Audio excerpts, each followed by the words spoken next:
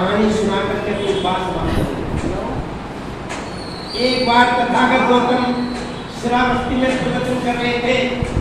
एक व्यक्ति खड़ा हुआ, उसने सवाल किया, तथागत तुम इतना अच्छा प्रवचन करते हो, तुम इतना अच्छा प्रवचन करते हो जिससे बहुत सारे लोगों का भला हो गया, लेकिन कुछ लोग बचे जिनमें एक मैं भी हूँ, हमारा कोई भला नहीं हुआ। ऐसा कोई मंत्र क्यों नहीं दे देते जिससे कि हम सबका भला हो जाए? तथागत मुस्कुराए, उन्होंने कहा ठीक, मैं तुम्हारे सवाल का जवाब देता हूँ, पहले तुम मेरे सवाल का जवाब दो। वो हमेशा प्रश्न पूछकर जवाब दिया करते थे। उन्होंने कहा क्या तुम श्रावस्ती से राजगृह का रास्ता जानते हो आने जाने का? वहाँ अच्छे प्रकार जानते हो, आपके साथ भी कई बार गए हुए तो। और यदि कोई अनजान आदमी जिसने राजगृह का रास्ता ना देखा हो, वो तुमसे आकर पूछे कि मुझे राजगृह जाना है, राजगृह का रास्ता बता दो, तो बताओगे? हाँ बताऊंगा, मेरा फर्ज बनता है, क्योंकि रास्ता मैंने देखा है। और यदि तुम्हारे बताने के बाद वो व्यक्ति उस रास्ते पे न चले तो क्या राजगृह पहुंच जाएगा? कैसे पहुंच जाएगा? तथागत तो भटक जाएगा, दूसरी जगह पहुंच जाएगा। और यदि तुम्हारे बताए अनुसार वो उस रास्ते पे चल पड़े तो क्या पहुंच जाएगा? वहां पहुंच जाएगा। तो भाई तुम्हारे सवाल का जवाब तुम्हें मिल गया। रास्ता मैंने देखा है, अच्छी प्रकार चला हूँ, पूरा अनुभव है, बताना मेरा काम है, चलना न चलना तो इनका काम है। जो चलेगा वो वहां तक पहुंचेगा।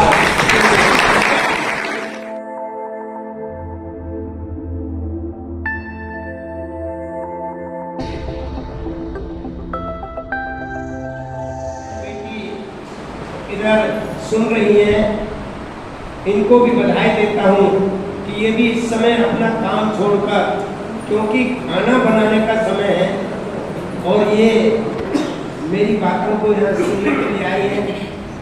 और आप सब जितने भी पुराने साथी हैं, मैं माफी चाहूँगा, काफी दिन के बाद आपके बीच में आना हुआ है, नाम ही भूला हूँ, आपको हकीकत से अवगत कराया। अध्यक्ष जी ने भी आपको शॉर्ट में समझाने का प्रयास किया कि बहुजन समाज पार्टी एक मिशन है, एक आंदोलन है, राजनीतिक पार्टी तो बहुत पीछे है। ये मिशन है क्या, इसको जानना बहुत जरूरी है।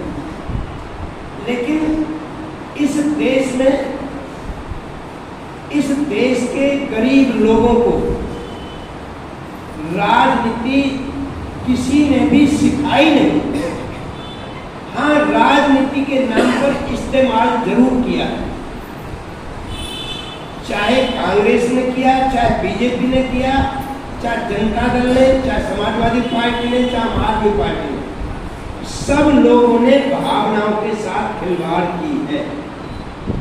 लेकिन गलती उनकी नहीं है, उनको तो फायदा हो रहा है, होता है, तो वे तो साम दाम दंड भेद छल कपट हर चीज का इस्तेमाल करेंगे। सुनने पे आ गए, बसपा कुछ नहीं है, वे लोग कहते हैं। और मैं कहता हूं, उन लोगों को जवाब दे रहा हूं जो लोग तुम्हारा मनोबल गिराते हैं। वे लोग भी कभी मान सम्मान का जीवन नहीं जी पाएंगे।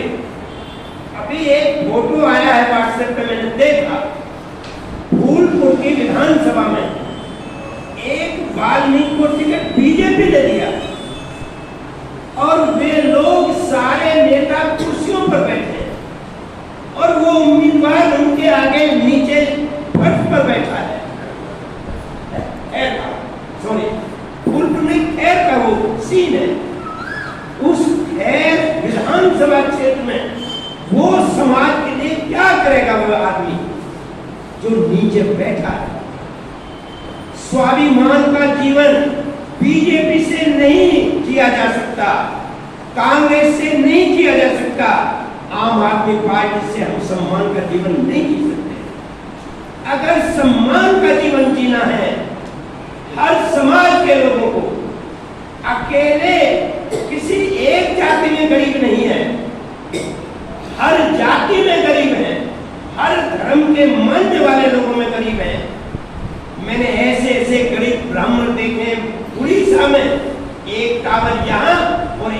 अब यहाँ पूरा शरीर नंगा, खाने के लिए मछली और चावल के अलावा कुछ नहीं मिलता। ठाकुरों में भी मैंने गरीब देखे होटलों पर झूठे बर्तन साफ करते हुए। दलित, पिछड़े और मुसलमानों में तो गरीबों की भरमार है। ये गरीब है क्यों? ये गरीब इसलिए है कि जाति को महत्व देते हैं और राजनीति को पीछे छोड़ते हैं। ये ऊपर मालिक नहीं बनना चाहते गरीब लोग, ये नौकर बनना चाहते हैं। आज मैं आपको बताना चाहता हूं कि इन पार्टियों के लोगों ने तुम्हारी अनसमझ को बहकाया, तुमको मूर्ख बनाया। कैसे मूर्ख बनाया? जिस समय कांग्रेस और बीजेपी दोनों की हालत पतली थी, दोनों में भ्रष्टाचार बढ़ रहा था, वहां बहुजन समाज पार्टी तीसरे नंबर पर सामने आ रही थी और ये विकल्प बन चुकी थी। लेकिन अचानक दोनों ने सोचा कि भाई बीएसपी को कैसे रोका जाए। तब इन्होंने केजरीवाल को तैयार किया, उन्हीं की बी टीम, और उसी ने दोनों पे आरोप लगाया। बीजेपी भी भ्रष्टाचारी पार्टी है, कांग्रेस भी भ्रष्टाचारी पार्टी है। मैं बहुत ईमानदार हूं। आजकल एक फोटो चल रहा है, मेरा केजरीवाल ईमानदार। कैसा ईमानदार है ये आप सब लोग जानते हैं। और इन लोगों ने उस समय झाड़ू का चिन्ह लेकर के समाज की भावनाओं के साथ खिलवाड़ किया और समाज भी फेंका और उसको बहुमत दे दिया। लेकिन बहुजन समाज पार्टी इतने दिन से मेहनत कर रही थी, इसके बारे में नहीं सोचा, ये पिछड़ गई। और अब जब ये दोनों पार्टियां केंद्र में आपस में झगड़ रही थी, तो इन दोनों ने सोचा कि बहन जी को अपने पक्ष में करो। तो इंडिया वालों ने बहन जी से उल्टा सीधा बोल करके और हर तरह से मनोबल गिराने के लिए कि बहन जी सीबीआई से डर गई हैं, बहन जी ईडी से डर गई हैं, बहन जी बीजेपी की बी टीम है। और बीजेपी ने कहा कि बहुजन समाज पार्टी सत्ता में नहीं आ सकती। दोनों ने ऐसा खिलवाड़ किया, दोनों ने एक किया। क्या? बीजेपी के एक एमपी से कहलवा दिया हम संविधान बदलेंगे। इस संविधान ने हमको बहुत नुकसान पहुंचाया है। और एक ने कहा अगर संविधान बदलवाना चाहते हो तो इस बार 400 पार। और मोदी ने भी उसका समर्थन किया कि इस बार हम 400 पार जाएंगे। इसी बात को लेकर इंडिया गठबंधन ने तुरंत हाथ में किताब लेकर, पता नहीं काय की किताब थी वो, त्याग के लिए, घर छोड़ने के लिए, स्वाभिमान की जिंदगी जीने के लिए, सम्मान का जीवन जीने के लिए अगर आप लोग तैयार हो गए तो मैं दावे के साथ कहता हूं कोई तुम्हें हरा नहीं पाएगा। वोट तुम्हारे पास है, बीजेपी के पास वोट नहीं है, आम आदमी पार्टी के पास वोट नहीं है, कांग्रेस के पास वोट नहीं है, वोट तुम्हारे पास है। सिर्फ उत्तर जाना है। और जाएगा कौन? आपको ही जाना पड़ेगा। बिना आपके जाए मैं भी कितनी प्रतिज्ञा कर लूं, कितनी भी घोषणा कर दूं, बिना आपके कुछ नहीं कर सकता। और उस समय भी आप लोगों के जोश ने ही मेरा जोश पैदा किया था। और आज फिर आपका जोश ही जो आपने दिखाई दी है उपस्थिति, इससे मेरे अंदर जोश पैदा हुआ है। और ये दूना दिन दूनी रात चौगुनी बढ़ता चला जाएगा। इसलिए आप लोग कम से कम 10 लोग ये आज प्रतिज्ञा करेंगे कि हम अपना घर छोड़ेंगे। इन 2 महीने में कह देंगे अपने बच्चों से, परिवार के लोगों से, पिताजी से कह देंगे पिताजी घर तुम चलाओ, मैं राजनीति में समय दूंगा। या माँ से कहोगे माँ तुम घर चलाओ, भाई से कहोगे भाई तुम घर चलाओ, या बेटा से कहोगे बेटा तू घर चला, या फिर तू राजनीति में जा मैं घर चलाऊंगा। जिस दिन आप में से 10 लोग मेरे बात पर अमल करना शुरू कर देंगे, उस दिन मैं आपको भरोसा दिलाता हूँ, उस दिन आप लोग इस गोंडा विधानसभा को जीत कर दिखाओगे। कोई लोग इसलिए कभी चिंता मत करना, हमारा क्या है, जो गिरा है वो चलेगा, जो चढ़ा है वो गिरेगा। क्या भाजपा नहीं गिरी? भाजपा बोलता है पर अटकी थी तो हम एक बैठक के क्या फर्क पड़ता है, लेकिन चढ़ेंगे। सिर्फ आपका मनोबल भाई रहना चाहिए। गिरता कौन है? जिनकी सोच नेगेटिव होती है, नेगेटिव सोच। ये तुम्हारा जो मन है, मन ये खेत है, खेत किसान का खेत होता है ना, जो किसान जमीन में पैदा करता है, उस खेत को किसान से कुछ लेना देना नहीं होता कि किसान मेरे अंदर क्या बोएगा। मन कहता है, खेत कहता है किसान से भाई जो तुझे बोना है मैं कोई ऐतराज नहीं करूंगा, तू बो दे, लेकिन याद रखना जैसा बोएगा वैसा वापस करूंगा। अगर तू मीठा बीज डालेगा तो मैं तुझे मीठा फल वापस करूंगा, और यदि तू कड़वा बीज डालेगा तो मुझे तुझे कड़वा फल वापस करूंगा। ठीक इसी प्रकार हमारा ये मन है, ये तुम्हारे से कोई मतलब नहीं है कि तुम इसके अंदर क्या डाल रहे हो। अगर नेगेटिव सोच डालोगे तो ये मन तुम्हारा उसी समय तुम्हारे घुटनों का दम छीन लेगा, चल नहीं पाओगे, कभी पर कुछ कर नहीं पाओगे। और यदि इसके अंदर पॉजिटिव डाल ली सोच तो तुम्हारे अंदर उत्साह पैदा हो जाएगा, मनोबल हाई हो जाएगा। तो इससे मन को पॉजिटिव रखो, नेगेटिव मत सोचो।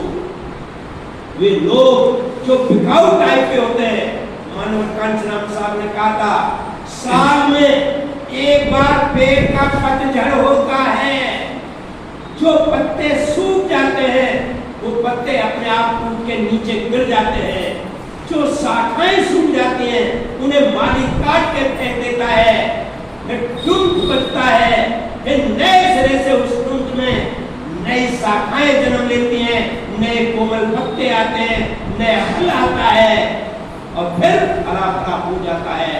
तो आज भले ही हमारी बहुजन समाज पार्टी टूट के रूप में सही, लेकिन याद रखना ये मिशन है, ये आंदोलन है, ये फिर नए सिरे से फिर चलेगा, क्योंकि सूखे पत्ते और शाखाएं, सूखी शाखाएं तो जलाने के काम आती है, उनका कभी सही उपयोग नहीं होता। इसलिए उनके बारे में मत सोचो, अपने बारे में सोचो, पॉजिटिव सोचो। और बिकाऊ कैसे होते हैं?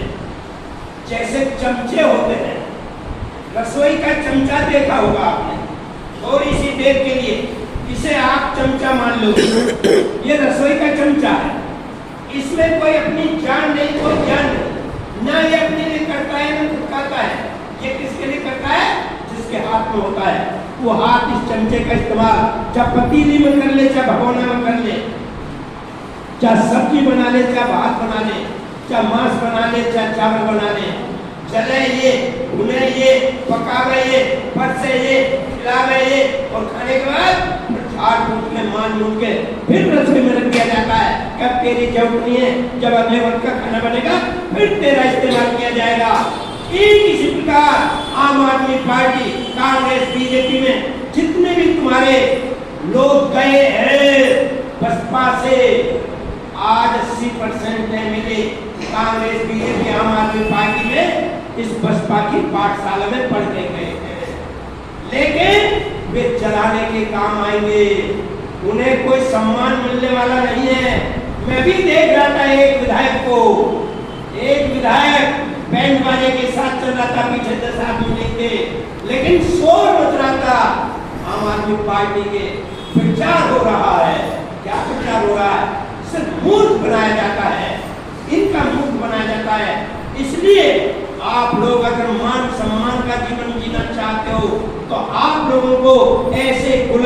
चमचे, दलाल, ठेकेदार लोगों के जाल में नहीं फंसना है। और आगे तो चलती रहती है, कोई फर्क नहीं पड़ता। आप लोग आज मान सम्मान का जीवन जीना चाहते हो तो आपको बहुजन समाज पार्टी को समझना पड़ेगा। आज भी बहन जी के पास भाई नितिन सिंह ने आपको बताया, आज भले हमारे पास एक एमपी नहीं सही, लेकिन मोदी और राहुल की, केजरीवाल की आज भी नींद हराम है। राहुल को डर मोदी का नहीं है, मोदी को डर राहुल का नहीं है। मोदी राहुल को डर केजरीवाल को नहीं है, केजरीवाल को डर इन दोनों का नहीं है। अगर इन तीनों को कोई डर है तो बहन तुम्हारी मायावती का डर है। इसे रोकने के लिए वो आप सब लोगों को अपने जाल में फंसाते हैं। आप लोग नहीं समझ पाते, इसलिए आज आप लोगों से मेरा निवेदन है, प्रार्थना है कि आप लोग मेरी बातों पे न जाएं, मैं जो बोल रहा हूं उस पे न जाएं, सच्चाई पे जाएं। सच्चाई है क्या? कांग्रेस, बीजेपी या आम आदमी पार्टी के राज में आपको क्या मिल गया है, कितना मिल गया है? और उत्तर प्रदेश के अंदर बहन जी ने जब 7 साल शासन किया तो वहां के लोगों को क्या मिला, जरा अंदाजा लगाइए। जितने गुंडे बदमाश थे, 1,61,000 गुंडों को जेल में बंद कर दिया। राजा भैया जैसे को एनएसए में 5 साल तक जेल में रखा। अपने ही एमपी को, पार्टी के एमपी को उसने एक मुस्लिम समाज के व्यक्ति की जमीन पर कब्जा कर लिया था, उठा के घर से ही जेल भिजवाया। ये निष्पक्षता का सवाल है। वो कभी जो गलती करता है उसको माफ नहीं करती, हर तरह से, और जो सही काम करते हैं उनको आगे बढ़ाने का काम करती है। लोग कहते हैं बहन जी टिकट भेजती है, टिकट भेजती है। अरे जितने राज्यसभा में गए हैं, जितने एमएलसी बने हैं, उनसे पूछ के देखो, हजारों करोड़ रुपए ले सकती थी अखिलेश दास से, दूसरे लोगों से देने के लिए तैयार थे, लेकिन बहन जी ने कहा कि राज्यसभा में मेरा वर्कर जाएगा, कोई पूंजीपति नहीं जाएगा। चाहे आर्यन आर्या गए, चाहे अशोक सिद्धार्थ गए, चाहे और कोई गए, चाहे मैं विधान परिषद में गया, चाहे और गए, कम से कम 200 लोग गए। क्यों गए? क्योंकि बहन जी कार्यकर्ताओं का ध्यान रखती है। बहन जी हर तरीके से अपने वर्कर को कभी उसका मनोबल नहीं गिरने देती, उसका हमेशा आगे बढ़ाने का काम करती है। तो आज बहुजन समाज पार्टी का मैं आपको बताना चाहता हूँ, बहन जी ने आज तक किसी पूंजीपति से पैसा नहीं लिया। बीजेपी के लोग हजारों करोड़ रुपए इलेक्ट्रोफोन का उनके खाते में आया है, कांग्रेस के खाते में आया है, सपा के खाते में आया है, आम आदमी पार्टी खाते में आया है, लेकिन बहुजन समाज पार्टी खाते में 1 भी रुपया नहीं आया है। ऐसी बात नहीं कि उन्होंने ना खरीदो, लेकिन बहन जी ने कहा कि हमें किसी पूंजीपति का 1 भी पैसा नहीं चाहिए।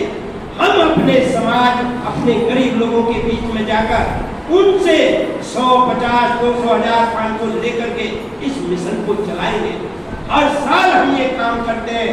जब भी 15 जनवरी का दिन आता है, उसे हम 8 जन कल्याणकारी दिवस के रूप में मनाते हैं और लोगों से हम कलेक्शन करते हैं, थोड़ा थोड़ा करते हैं और सब लोग उसमें अपना सहयोग करते हैं। उसी से ये पार्टी चल रही है, किसी धन्ना सेठ के पैसे से पार्टी नहीं चल रही। तो जो लोग आरोप लगाते हैं, लोगों से बिल्कुल आशा के साथ, उम्मीद के साथ, बात बहुत सारी अमल तो करता है, लेकिन अब धीरे धीरे आपको सब पता चल जाएगा। आते रहेंगे, जाते रहेंगे और काम को अंजाम देते रहेंगे।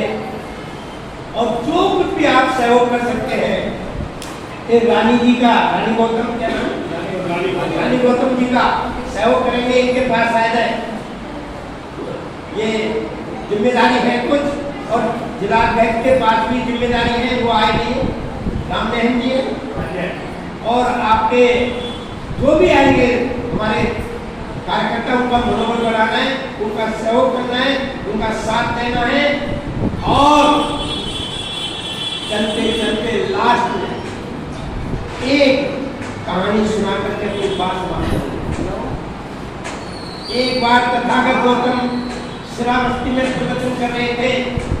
एक व्यक्ति खड़ा हुआ, उसने सवाल किया, तथागत तुम इतना अच्छा प्रवचन करते हो, तुम इतना अच्छा प्रवचन करते हो जिससे बहुत सारे लोगों का भला हो गया, लेकिन कुछ लोग बचे जिनमें एक मैं भी हूँ, हमारा कोई भला नहीं हुआ। ऐसा कोई मंत्र क्यों नहीं दे देते जिससे कि हम सबका भला हो जाए?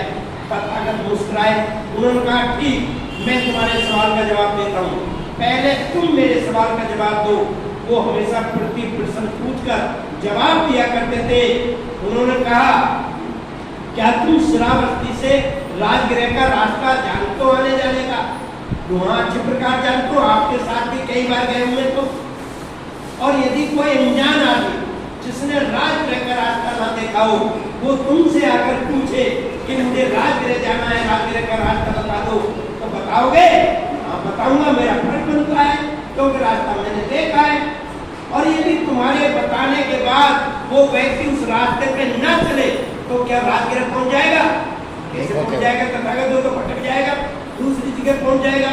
और यदि तुम्हारे बताए अनुसार वो उस रास्ते पे चल पड़े तो क्या पहुंच जाएगा? वहां पहुंच जाएगा। तो भाई तुम्हारे सवाल का जवाब तुम्हें मिल गया। रास्ता मैंने देखा है, अच्छी प्रकार चला हूँ, पूरा अनुभव है, बताना मेरा काम है, चलना न चलना तो इनका काम है। जो चलेगा वो वहां तक पहुंचेगा। चलना तुमको पड़ेगा, संघर्ष तुमको करना पड़ेगा, तभी तुम्हारी आने वाली पीढ़ी, आने वाली संतान मान सम्मान का जीवन जी सके, वरना तो गुलामी के लिए तैयार रहो।